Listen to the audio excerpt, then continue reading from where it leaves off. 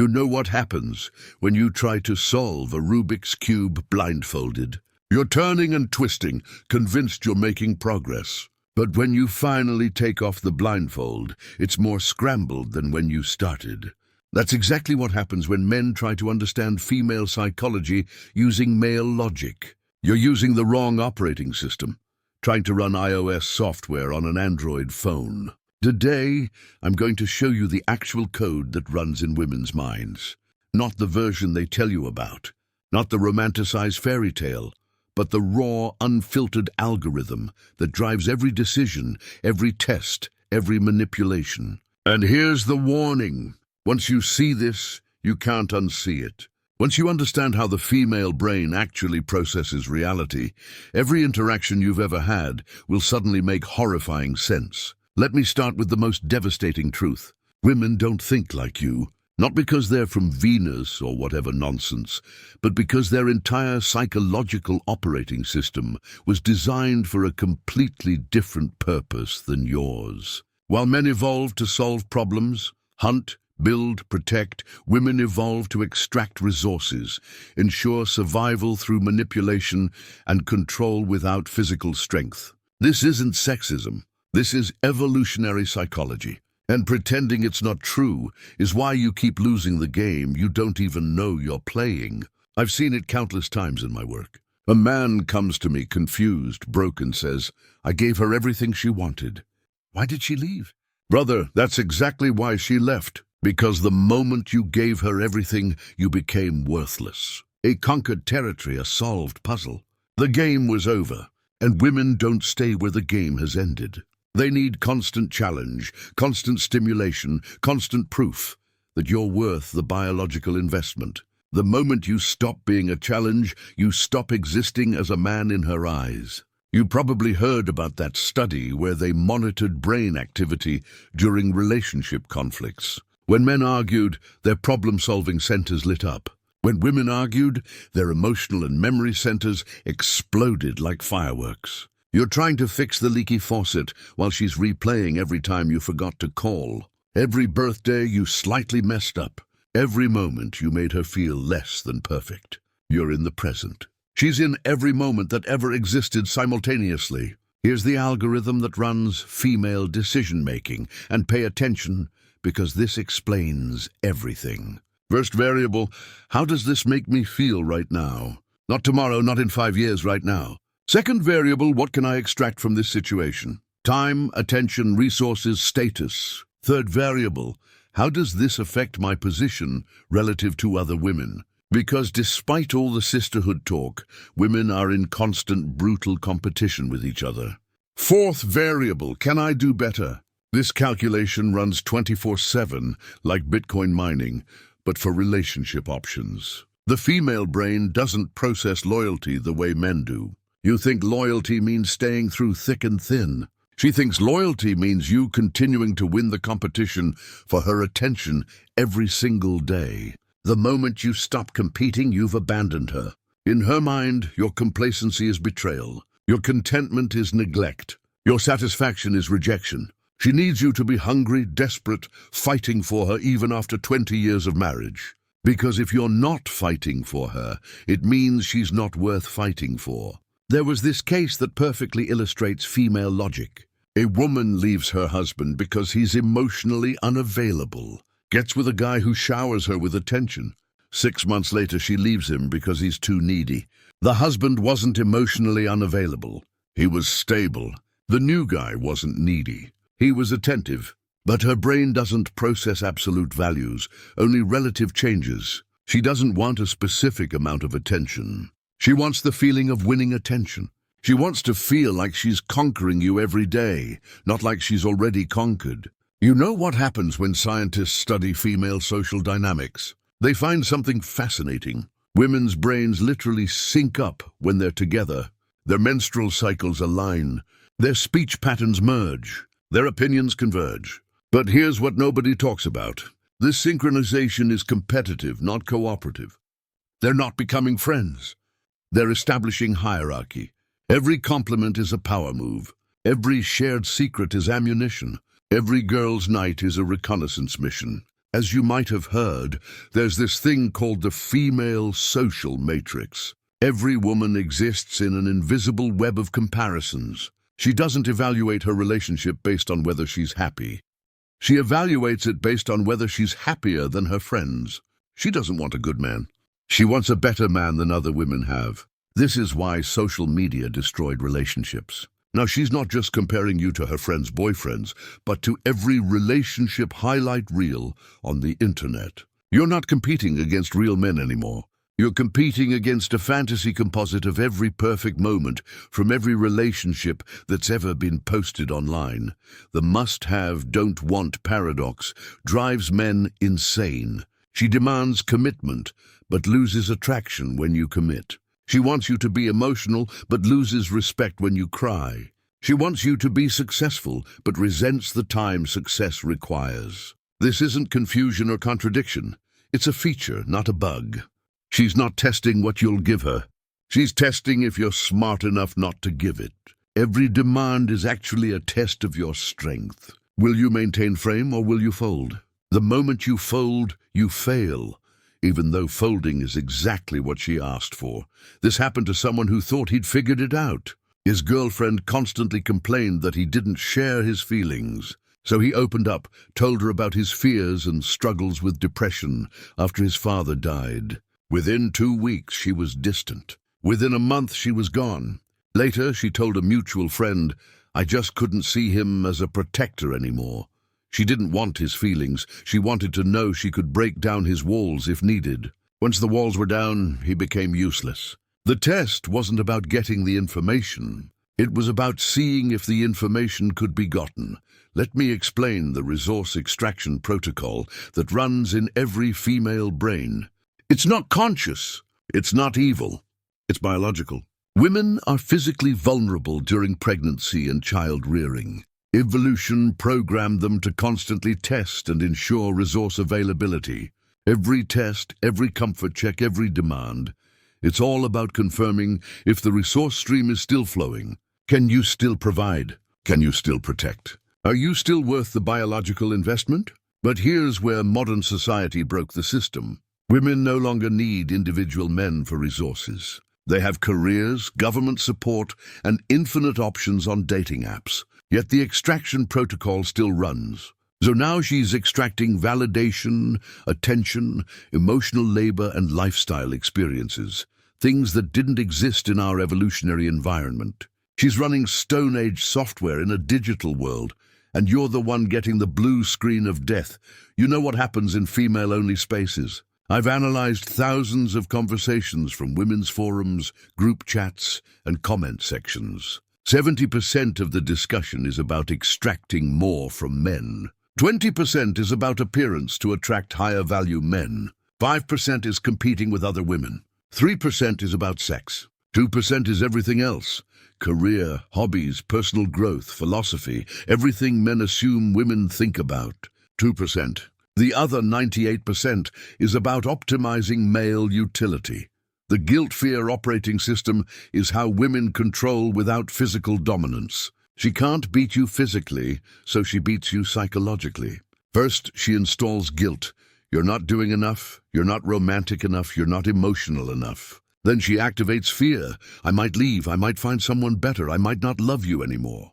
Now you're running her program. Every decision you make passes through her guilt-fear filter. Will this upset her? Will this make her leave? You've become a puppet running her code. You know what happens when you watch how mothers raise their sons versus daughters. The programming starts from birth. Boys are told they must earn love through achievement, prove their worth, and never feel enough. Girls are told they deserve love simply for existing. They're princesses, special just for being. This creates men who constantly seek approval and women who constantly withhold it. The system is rigged from the beginning, and your own mother was probably the first one to install this software in your brain. There was a psychological experiment where couples played a resource allocation game. When women had control of resources, they shared less than men. When they didn't have control, they demanded more than men. The conclusion: women's resource strategy is purely extractive, take when weak, withhold when strong.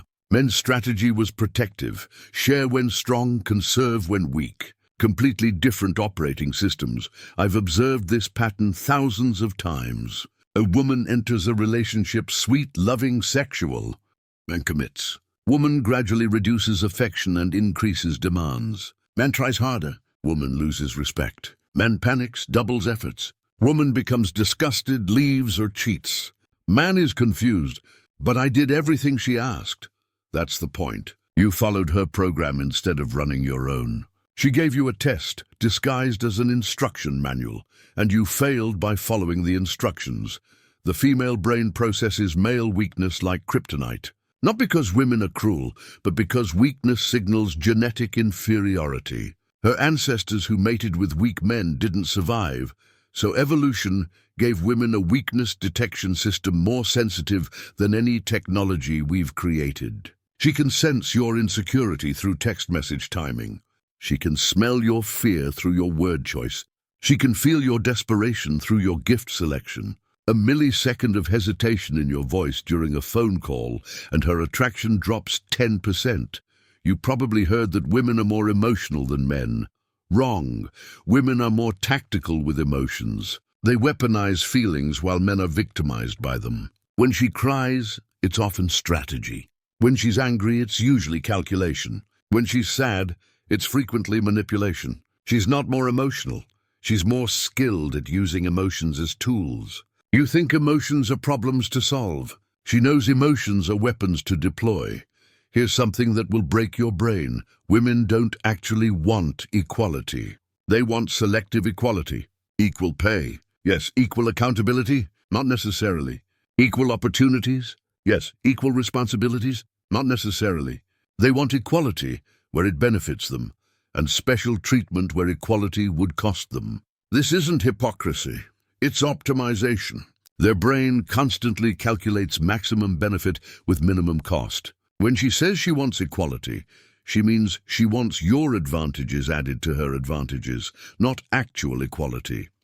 You know what happens when you observe professional dynamics. Women in beauty professions, hairstylists, nail technicians, estheticians, see wealthy women all day. They hear about trips, gifts, lifestyles they don't have, and then they go home to you, comparing. Why can't you provide that? Why am I stuck here serving these women instead of being them? The resentment builds not from what you're not doing, but from what she sees others getting. Her reference point isn't reality. It's the highlight reel of every client who sat in her chair. As you might have noticed, women's communication isn't about exchanging information. It's about establishing dominance, extracting validation, and gathering intelligence. When she tells her friends about your relationship problems, she's not seeking advice. She's establishing that she's the victim, you're the villain, and she deserves better. The friend's job is to validate this narrative, not provide actual solutions. It's a ritual, not a consultation. The comparison engine never stops running. Every woman you interact with, your girlfriend included, is calculating. Is she prettier, younger, thinner? Would you choose her? Every man she interacts with, she's calculating. Is he taller, richer, more confident? Could I get him? This isn't conscious cheating.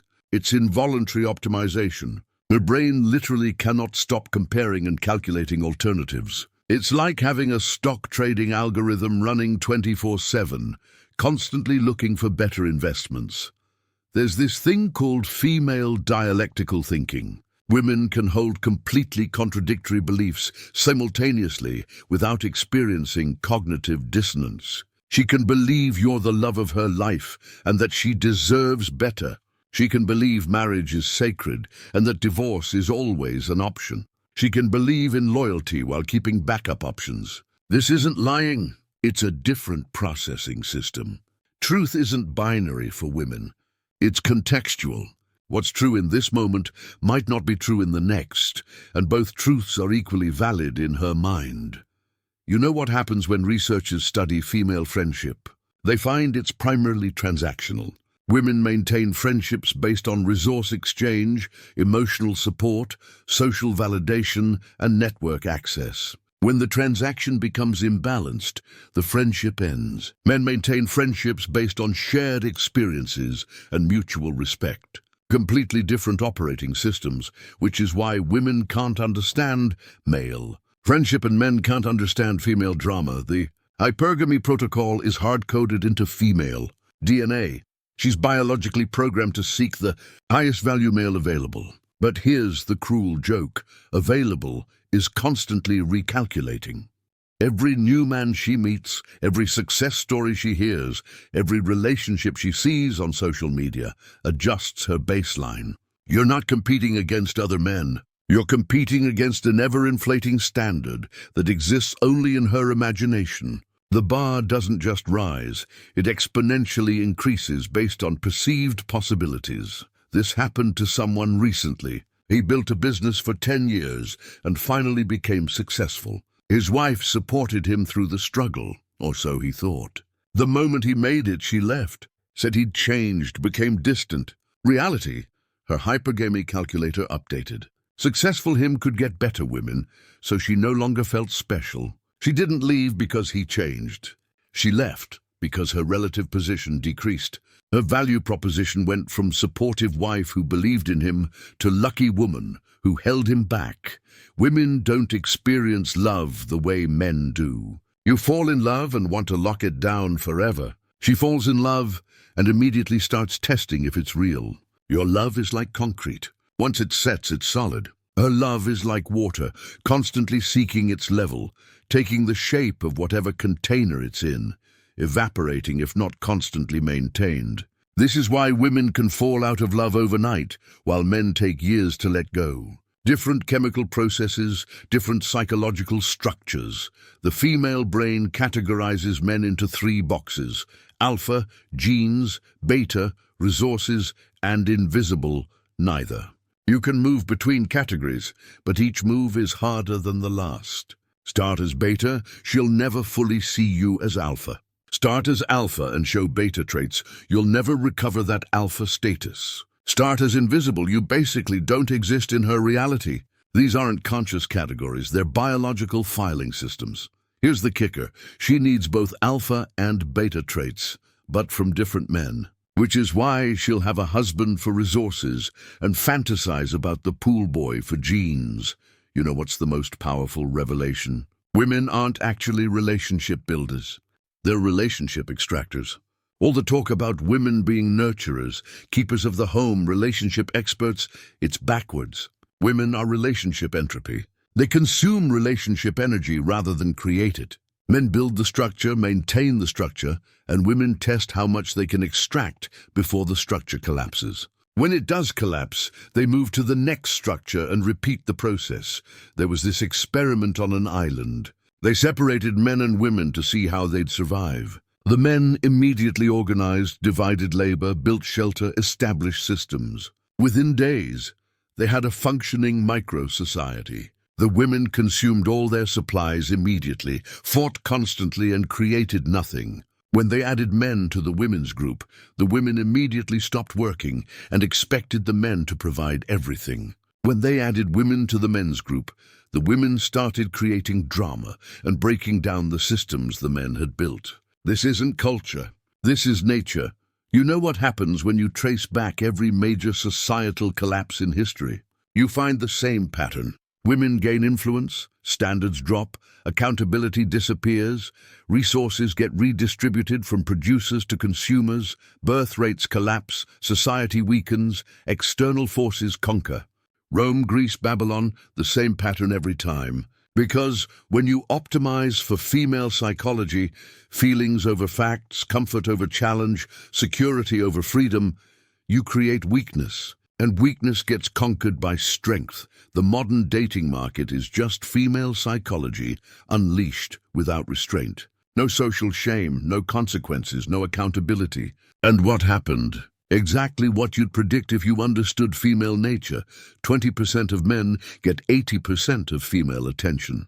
Women would rather share a high-value man than commit to an average one. The average man becomes invisible while women complain, "Where have all the good men gone?" They're right there. You just can't see them because hypergamy has recalibrated your vision to only recognize the top tier. As you might have heard, women initiate 70% of divorces. But that statistic hides the real truth. Women end 100% of relationships. They just get men to do it half the time. How? By making life so miserable, withholding so much, creating so much drama that the man finally breaks and leaves. Then she gets to be the victim. He left me. No, you drove him out. There's a difference. You know what's fascinating about female memory? It's completely revisionist. Every relationship she's ever had gets rewritten after it ends. The ex she loved becomes an abuser. The husband she couldn't live without becomes a narcissist. The boyfriend she begged not to leave becomes a stalker. This isn't conscious lying. Her brain literally rewrites history to protect her ego. She was never wrong, never made bad choices, never the problem. It was always the man's fault. The validation economy runs 24/7 in the female brain. Every interaction is measured in validation units. Did he text back quickly enough? +2 units. Did he like her photo? +1 unit. Did he mention another woman? -5 units. She's constantly calculating her validation balance. And when it drops below her threshold, she creates drama to force a deposit. The drama isn't the problem. It's the solution to low validation reserves. As you probably noticed, women don't actually want solutions to their problems. When she complains, she's not seeking fixes. She's seeking validation that her feelings are justified. You offer solutions because your brain processes problems as things to solve. She rejects solutions because solving the problem would end the validation stream. The problem isn't the problem. The problem is the solution to getting attention. You know what happens when you truly grasp this? You understand that women see men as utilities, not partners. You're not a person to her. You're a Swiss Army knife of resources. Emotional support tool, financial provision tool, social status tool, genetic material tool, validation tool. She doesn't love you. She loves what you provide. And the moment a better tool becomes available, or the moment you stop functioning optimally, you're replaced. Not because she's evil, but because that's how her operating system works. The female brain has no concept of honor, loyalty, or abstract principles. These are male concepts that we project onto women. She doesn't stay because it's the right thing to do. She stays because leaving hasn't become the better option yet. She doesn't tell the truth because honesty matters. She tells whatever version of truth serves her interests in that moment. She doesn't love you for who you are. She loves you for how you make her feel about herself. You know what happens when you study female-dominated societies? They don't exist. Not because of patriarchal oppression, but because matriarchal societies self-destruct. When women control resources and power, birth rates collapse, productivity plummets, and the society either dies or gets conquered.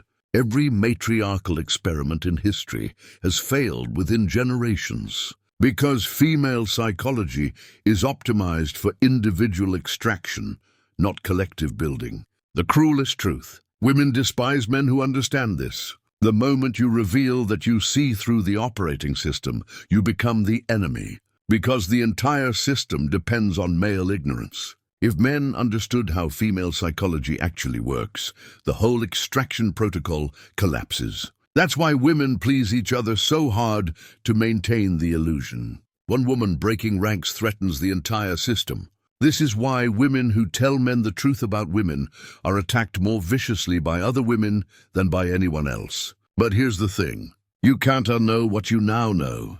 You can't go back to believing in the fairy tale. You can't pretend that female love is like male love. That loyalty means the same thing. That her words match her programming. Once you see the code, every interaction becomes transparent. Every test becomes obvious. Every manipulation becomes visible. The choice is simple. Either accept the operating system and learn to work within it, or reject it and walk away.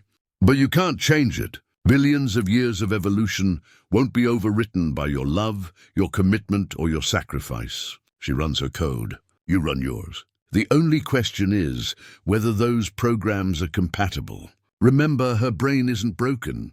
It's working exactly as designed. The problem is, you've been told it was designed for love, partnership, and loyalty. It wasn't. It was designed for survival, extraction, and optimization. And in the modern world, where survival is guaranteed and resources are infinite, that programming has become a monster that consumes everything in its path. The red button is in front of you. Push it and see women as they actually are, not as you wish they were. Or don't push it and keep wondering why your logical, loving, loyal approach keeps failing with creatures running completely different software. Because understanding how the female brain works isn't about hating women. It's about stopping the insanity of expecting them to think like men. They don't. They can't. They won't. And once you accept that, you can finally stop playing their game and start playing your own.